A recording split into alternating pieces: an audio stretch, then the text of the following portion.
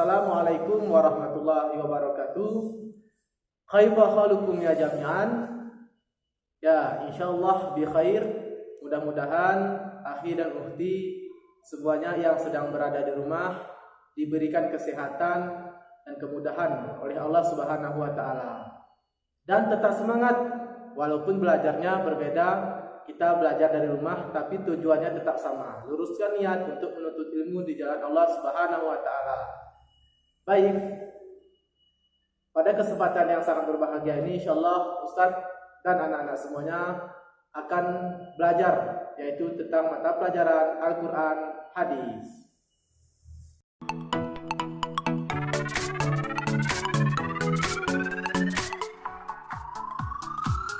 Dengan materi hidup menjadi terarah dengan berpedoman kepada Al-Quran dan Hadis.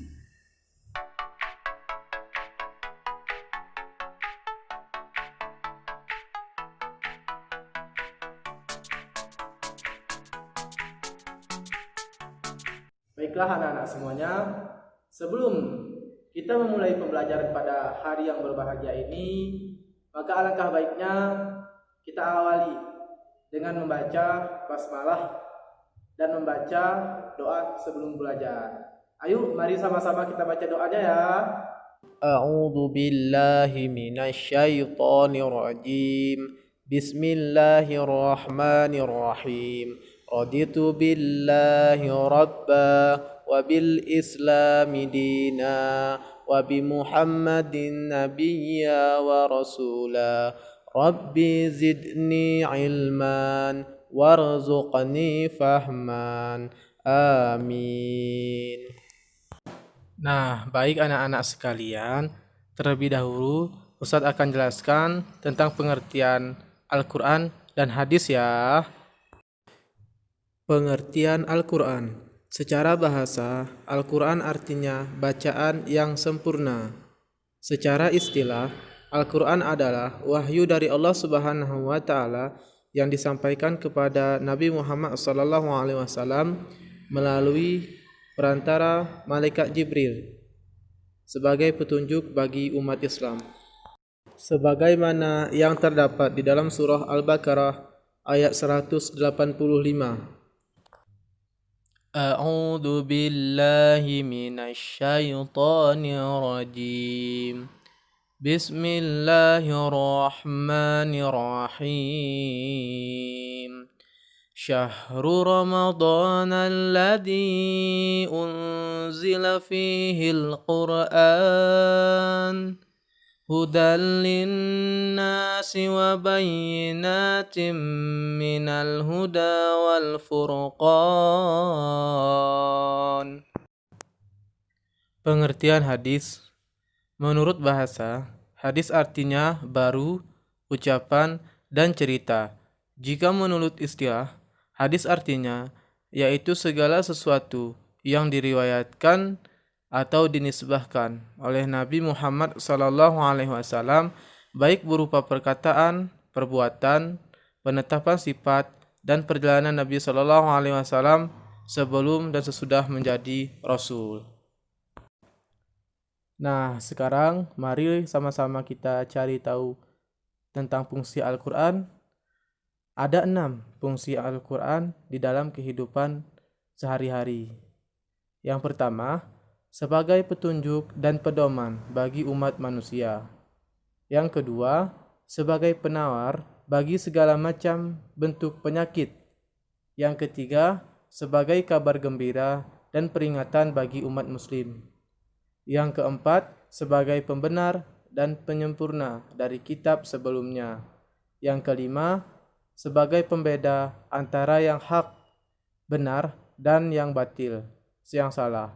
Yang keenam, Al-Quran sebagai penerang atau hidayah bagi umat muslim. Nah, jadi bagi orang-orang yang berpedoman, yang menjadikan Al-Quran sebagai teman hidupnya, maka akan dipastikan dia akan sangat beruntung dan mendapatkan kebahagiaan dunia dan akhirat. Selanjutnya, fungsi hadis. Hadis mempunyai fungsi sebagai berikut. Yang pertama, hadis berfungsi mengukuhkan hukum-hukum yang telah disebutkan dalam Al-Quran. Yang kedua, menafsirkan ayat-ayat Al-Quran yang bersifat mujmal, global atau umum.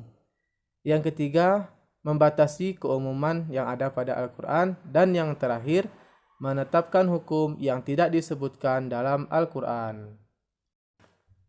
Sebagai kesimpulan dari pengertian Al-Quran dan hadis adalah, Al-Quran adalah bacaan yang sempurna yang diwasiatkan atau wahyu dari Allah Subhanahu wa taala yang disampaikan kepada Nabi Muhammad sallallahu alaihi wasallam melalui perantara malaikat Jibril sebagai petunjuk dan pedoman bagi umat Islam.